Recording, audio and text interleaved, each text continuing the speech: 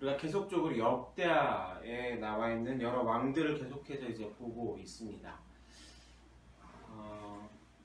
하나님의 이 역대하 말씀을 계속 보면서 느끼는 것 중에 하나는 현대의 그 하나님을 믿는 사람들과 결코 그렇게 다르지 않은 것들에 대해서 종종 발견하게 되는 것 같습니다. 이유는 왕이라는 자리가 결국은 하나님께서 세우셨기 때문에 하나님의 음성에 그리고 하나님의 말씀을 따라야 하는 게 왕이 당연히 해야 될 역할입니다. 그런데 왕의 자리에 있기 때문에 하나님의 음성에도 귀 기울여야 하지만 백성의 음성에도 귀 기울여야 하는 것이 이 왕의 역할입니다.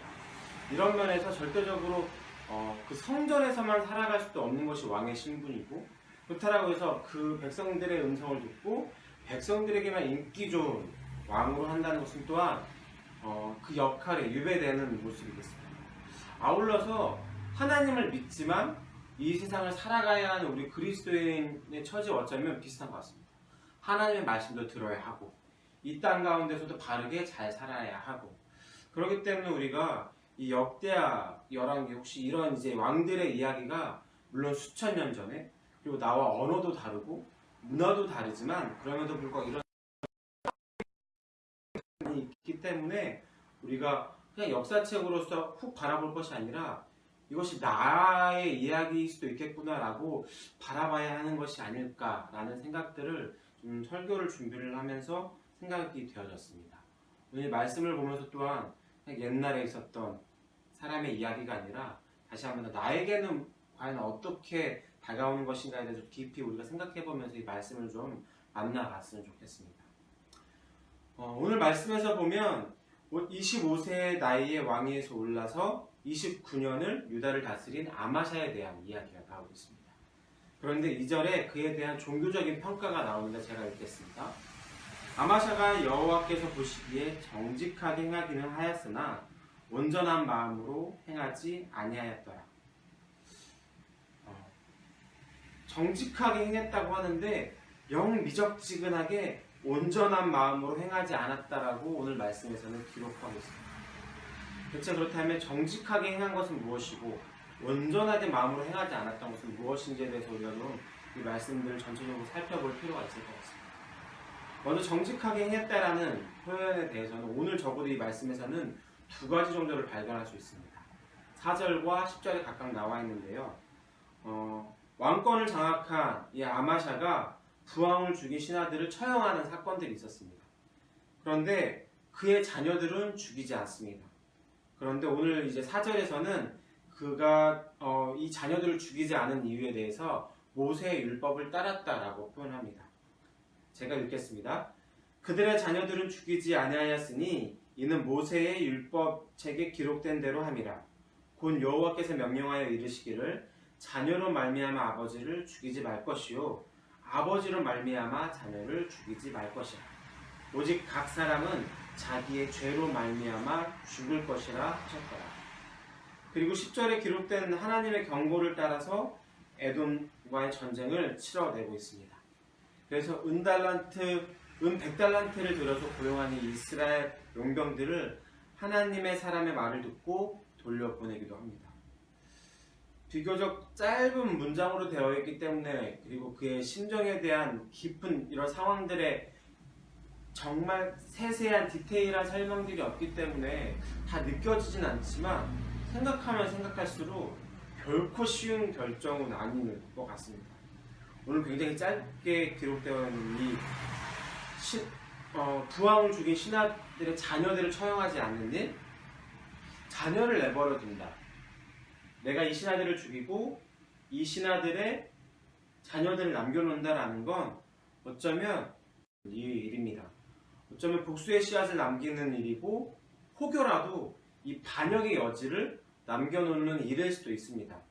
왜냐하면 반역자의 신하이기 때문에 언제든지 내 자리까지도 위협할 수 있는 존재들입니다. 하지만 성경에서는 이 아마샤가 자녀들을 죽이지 않은 것은 모세의 율법책에 기록된 것을 지키기 위함이다라고 기록하고 있습니다. 그뿐만이 아니라 하나님의 말씀대로 경제적인 손해, 아울러서 군사적인 위협까지도 느껴질 수 있는 이 용병들을 고용한 것을 돌려보낸 채 그 에돔과의 전쟁에서 전쟁을 수행합니다. 이 두 사건 모두 다 상황상 죽인 신하들의 자녀도 죽이고, 그리고 이 고용했었던 용병들을 한 명이라도 더 포섭을 해서 1원이라도 더, 내가 갖고 있는 돈을 더 투자해서라도 많은 군대를 조직해서 이 전쟁에 임해하는 것이 맞지만, 오늘 성경에서는 적어도 하나님 말씀에 순종하여 더 이상 행동하지 않았다라고 이야기합니다. 그렇기 때문에 오늘 이 말씀에서는 이 아마샤가 정직하다, 올바르다라고 표현하고 있습니다. 그런데 2절에서는 정직하게 행했다라고 마침표가 아니라 온전한 마음으로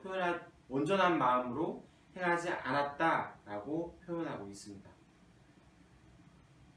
그것은 이제 내일 본문을 보면 더 자세하게 이제 이해될 텐데요. 간략하게 제가 이제 설명해 드리면, 전쟁에서 승리하게 된 이 아마샤는 에돔의 신들을 가져와서 분양하게 됩니다. 이렇게 변하기 시작된 그의 행보는 결국 요아스와 동일하게, 본인의 아버지와 동일하게 반역에 의해서 살해당하고 죽게 됩니다. 하나님의 말씀에 순종하여 하나님의 말씀을 따랐으나 그는 이방신을 자기에게 왜 가져오게 됐는지 도저히 이해할 수 없으나 그러한 행보들을 보여지고 있습니다. 물론 이제 고대 역사들을, 여러 나라의 왕들을 살펴보면, 자료들을 찾아보면 전쟁에서 이긴 나라가 패배한 나라의 시인을 가져오는 것은 왕왕 있었던 일입니다. 왜냐하면 결국 그 고대 시대의 전쟁은 인간과 인간만의 싸움이 아니라 신과 신의 싸움이기 때문에 이긴 나라에 대한 그런 기념하기 위해서 그 패배한 나라의 신들을 가져오는 일도 있었습니다. 그런데 그러다 보니까 때로는 이 정복당한 나라의 신들이 승리자의 나라로 들어오면서 이것이 오히려 그 나라의 종교가 되기도 합니다. 대표적인 예가 바로 그리스와 로마의 그 신화에 대한 이야기죠. 분명히 싸움은 그리스와 로마의 싸움에서 로마가 이겼으나 이 그리스 시대의 신화들이 그걸 로마로 편승되고 되면서 로마의 종교가 돼버립니다. 아마 이러한 이유들 때문에 이제 하나님께서는 분명하게 그런 전쟁 가운데서 우상을 들어오는 것을 철저하게 막고 오히려 파괴하라고 했던 것 같습니다. 이런 이유들 때문에 이제 그렇게 엄하게 규정하고 있었음에도 불구하고 아마샤는 결국 그 이방신들을 가져온 것에서 끝나는 것이 아니라 그것에 분양하는 모습들을 이제 계속적으로 보여지고 있습니다. 그리고 그로 인하여서 결국에 하나님께서 벌을 내리시는 모습들을 성경은 기록하고 있습니다.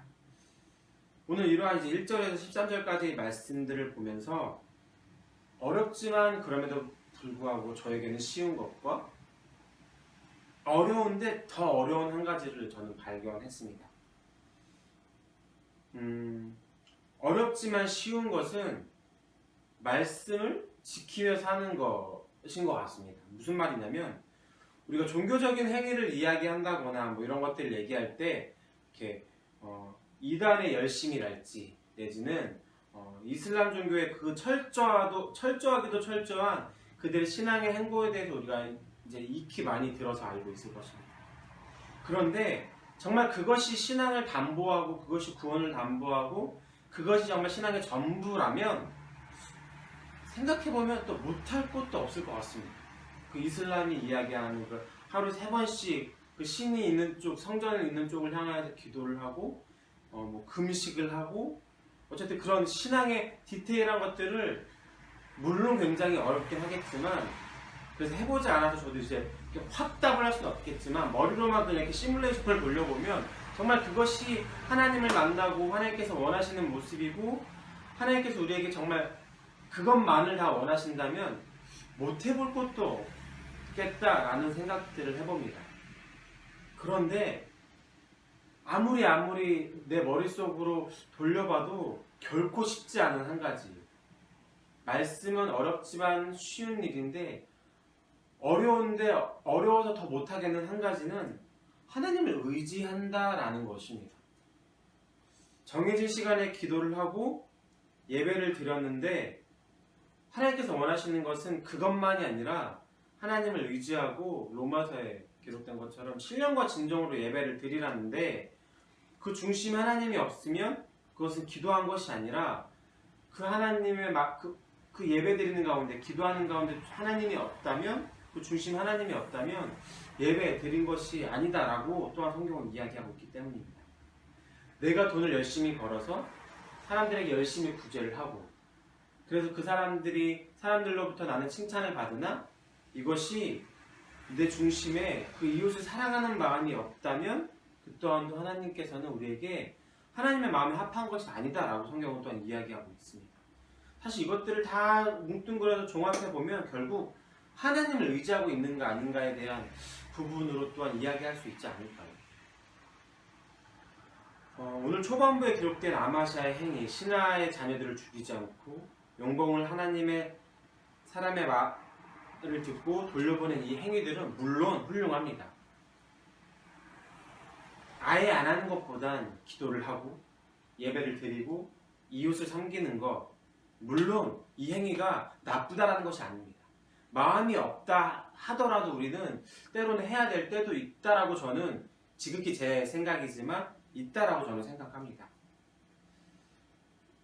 그럼에도 불구하고 이런 신앙에 열심히 있었던 이 아마샤의 이런 모습 때문인지 하나님을 향한 이 모습 때문에 결국에 이가 인생의 후반부에 대해서는 좀 빗나가는 일 가운데 있었지만 적어도 다윗의 성에는 묻힐 수 있었습니다.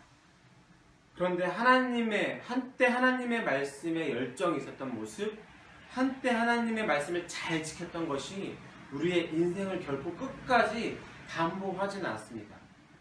결국 이 모습은 마치 그 배 두 개가 있는데 양쪽에 발을 걸치고 있는 것과 진배없기 때문입니다. 언젠가 내가 살기 위해서라면 한쪽의 배에 결국 나를 보내야 합니다. 결국 결정적인 절대적인 선택의 순간이 올 수도 있습니다. 그 순간이 아마샤에게 뿐만이 아니라 우리에게도 오게 되겠지요. 적어도 하나님을 의지한다라는 것은 최소한 하나님의 말씀을 따르는 사람에게만 기대할 수 있는 모습인 것 같고요.